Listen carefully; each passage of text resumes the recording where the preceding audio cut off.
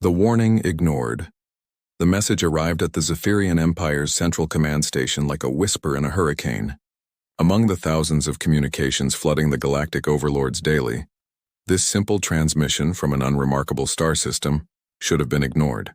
Instead, it would mark the beginning of the Empire's end. Commander Thexus read the message aloud to Emperor Vorthak, his voice dripping with amusement. "Great Zephyrian Empire, this is Earth calling. We know you're out there.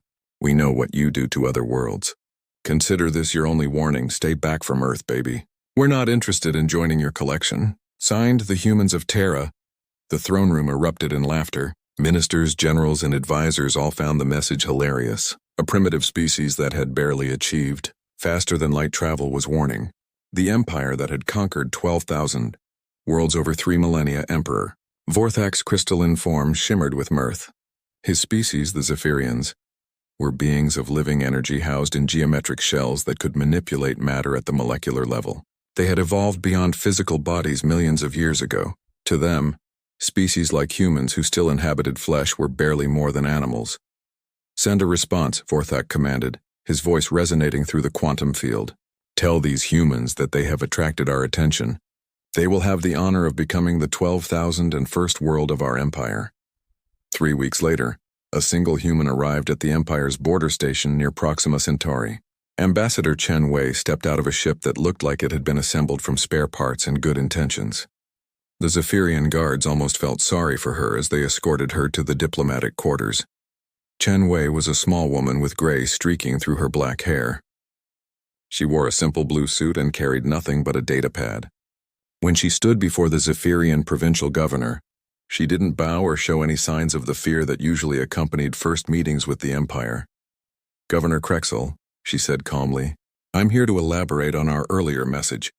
Earth prefers to remain independent. We're happy to establish peaceful trade relations, but we will not submit to imperial rule." Krexel's form flickered with irritation. "You speak as if you have a choice. The Empire does not negotiate with primitive species. You will surrender your world, or we will take it." Chen Wei smiled, and something in that smile made Krexel's energy field fluctuate uncomfortably. "Governor, let me share something with you.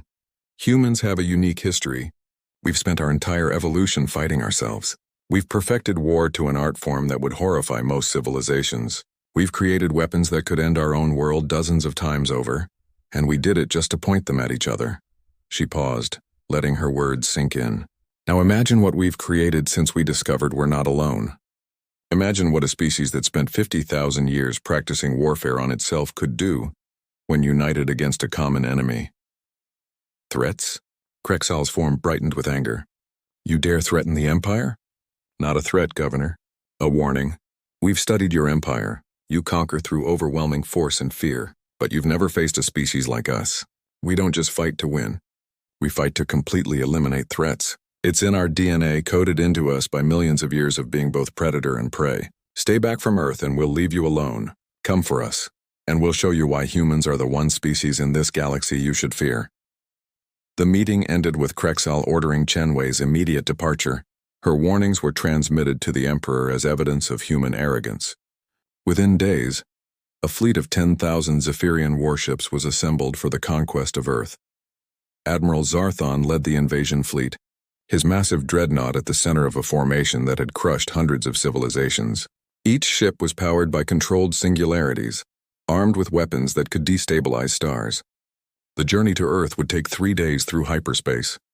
They emerged from their jump at the edge of Earth's solar system, expecting to find a panicked world scrambling to mount a defense. Instead, they found empty space and a single transmission. "Zephyrian Fleet, this is Admiral Sarah Mitchell of Earth Defense Command. You were warned. Now you'll learn why." The first surprise came from Earth's sun. The star suddenly flared with unnatural intensity, sending a directed pulse of energy that washed over the Zephyrian fleet. Shields designed to withstand antimatter bombardment flickered and failed as the solar weapon overloaded their systems. "Impossible," Zarthon exclaimed. "They've weaponized their own star?" The second surprise came from space itself. Regions that had appeared empty suddenly revealed massive structures, defense platforms that had been cloaked using bent light and folded space. Hundreds of them, each the size of a small moon, opened fire simultaneously. But it wasn't energy weapons or missiles that emerged from these platforms. Instead, they fired something far more terrifying, directed gravitational pulses that tore through space-time itself. Zephyrian ships found themselves caught in pockets of warped reality, where the laws of physics no longer functioned properly. "Sir," Zarthon's tactical officer reported in panic. "They're using our own technology against us." "Those gravitational weapons? They're based on our own singularity drives but modified in ways we never imagined." The humans had done something the Zephyrians thought impossible. They had taken captured or observed Zephyrian technology and improved upon it. Where the Empire used controlled singularities for power, humans had turned them into weapons. Where Zephyrians bent space for travel, humans bent it for war. The third surprise came from Earth itself. The planet's surface cracked open in dozens of locations, revealing massive cannons that fired projectiles at significant fractions of light speed. But these weren't simple kinetic weapons. Each projectile was wrapped in a bubble of distorted space-time that allowed it to phase through shields as if they didn't exist. They call them ghost rounds. Admiral Mitchell's voice echoed through the Zephyrian fleet's communication systems. "We developed them specifically for energy beings like you. The projectiles exist in multiple dimensional states simultaneously until they hit their target. Your shields can only block them in one dimension at a time."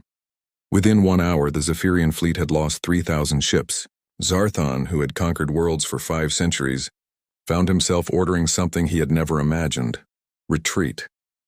As the battered fleet limped back toward hyperspace, one final message reached them from Earth. This time, it wasn't from Admiral Mitchell but from a council of world leaders appearing on screen together. "Zephyrian Empire," the Secretary General of Earth spoke firmly. "You were given a warning and you ignored it. Now understand this: we know where you are, we know how many worlds you control, and we know how to hurt you. This was us being gentle. This was us showing restraint. Come back, and we'll show you what humans do when we stop being nice." The image changed to show something that made Zarthon's energy field fluctuate in terror. It was a map of the Empire with red markers on every major military installation, every shipyard, every throne world. The humans hadn't just defended themselves. They had been gathering intelligence, preparing not just for defense but for offense. "We learned something from our own history," the Secretary General continued. "The best defense isn't just stopping an attacker. It's making sure they can never attack again. You have 1 solar rotation to begin dismantling your military forces. If you don't, we'll do it for you." The hunter becomes hunted emperor. Vorthak's throne room had never known such silence. The surviving commanders of the invasion fleet stood before him, their energy forms dim with exhaustion and fear. Admiral Zarthon's report had taken 3 hours to deliver, and each detail had been worse than the last. "They studied us," Zarthon explained, his form flickering with shame. "For decades they've been watching, learning, preparing. Every technology we displayed, every tactic we used on other worlds. They found counters for all of it." "Surely they cannot threaten the entire empire," Minister Yeksoth protested. "They are 1 world against 12,000. That's when the lights went out. Every display, every hologram, every quantum communication channel in the throne room died simultaneously. In the darkness, a new image appeared, a human woman in military uniform broadcast directly into the quantum field itself. "Emperor Vorthak," General Patricia Chen announced, "I'm transmitting this message through your own quantum network, which we've been infiltrating for the past 5 years. Yes, 5 years. While you were conquering your latest worlds, we were learning your systems, your protocols, your weaknesses." The lights returned, but now every display showed the same thing. Human ships, thousands of them appearing throughout Zephyrian space as if from nowhere. "You're probably wondering how we built so many vessels so quickly," Chen continued. "The answer is simple: we didn't. These are your ships, Emperor. Or they were. We've been capturing and converting them for years. Every mysterious disappearance, every ship that vanished in hyperspace, they didn't malfunction. We took them." The tactical displays showed the truth. Human infiltration teams had been operating in Zephyrian space for years, using a combination of stealth technology and psychological warfare to turn the Empire's own resources against it. On the world of Cathari Prime, a major Zephyrian military academy suddenly found itself surrounded by its own graduated students, members of species the Empire had conquered, who had been secretly recruited by human agents. The uprising spread across the planet in hours. On the industrial world of Mechanis 7, the automated factories that produced Zephyrian war machines suddenly began producing something else, human-designed combat drones that immediately turned on their creators. But the masterstroke came from Dr. James Okonkwo, a human scientist who had discovered something remarkable about Zephyrian biology.